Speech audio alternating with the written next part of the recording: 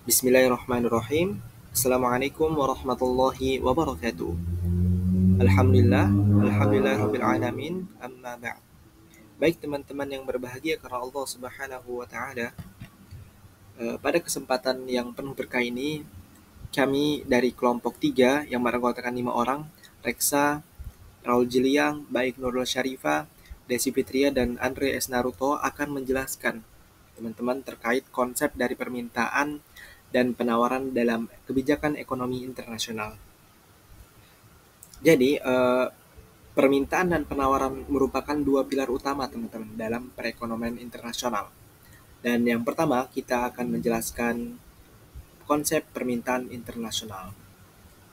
Jadi, konsep permintaan internasional adalah jumlah barang dan jasa yang diinginkan negara-negara lain untuk diimpor dari suatu negara dalam perdagangan global. Dan faktor-faktor yang mempengaruhinya adalah tingkat harga internasional, pendapatan negara asing, dan preferensi konsumen. Lanjut yang kedua yaitu konsep penawaran internasional. Penawaran internasional adalah jumlah barang dan jasa yang disediakan oleh suatu negara untuk diekspor ke pasar internasional.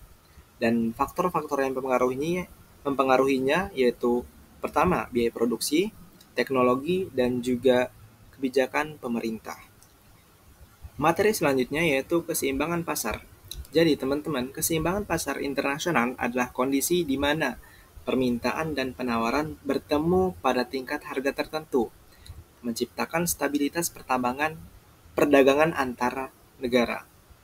Faktor-faktor yang mempengaruhinya, yang pertama itu pengaruh nilai tukar mata uang, yang kedua itu contoh dari neraca perdagangan internasional.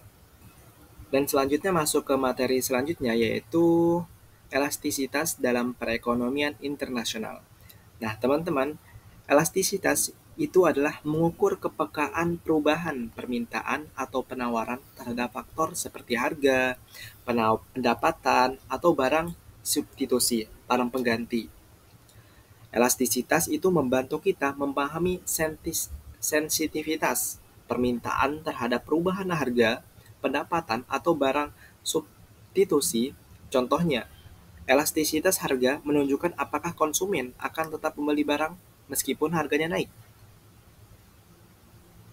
Nah, jadi itu teman-teman, elastisitas dalam perdagangan internasional. Dan selanjutnya kita masuk ke instrumen kebijakan ekonomi internasional.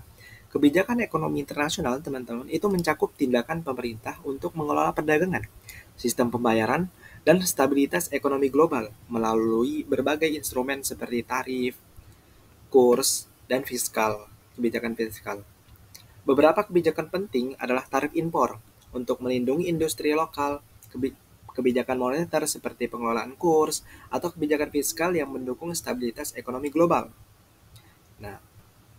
Nah, itu saja teman-teman dari penjelasan terkait permintaan dan penawaran ekonomi internasional.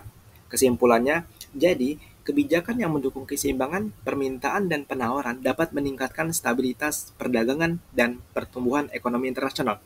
Jadi tujuan dari permintaan dan penawaran dalam ekonomi internasional ini adalah meningkatkan stabilitas perdagangan, teman-teman, dan juga meningkatkan pertumbuhan ekonomi internasional. Jadi dengan memahami konsep permintaan dan penawaran itu membantu kita memahami dinamika, memahami masalah perdagangan internasional gitu teman-teman. Kebijakan yang tepat dapat menciptakan keseimbangan yang bagus, yang tepat juga antara penawaran dan permintaan, mendukung pertumbuhan. Jadi penawaran dan permintaan ini mendukung pertumbuhan ekonomi global. Sekian, terima kasih teman-teman yang telah mendengarkan, yang telah menonton video ini. See you next time. Assalamualaikum warahmatullahi wabarakatuh.